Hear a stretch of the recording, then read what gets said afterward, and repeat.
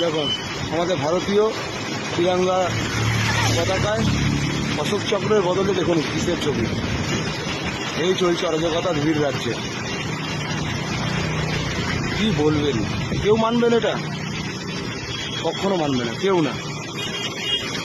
আমরা হিন্দু হয়ে গর্বিত আমাদের তিরঙ্গার প্রতি, কিন্তু এরকম তিরঙ্গা নিয়ে অবহেলা আমরা সহ্য করবো না।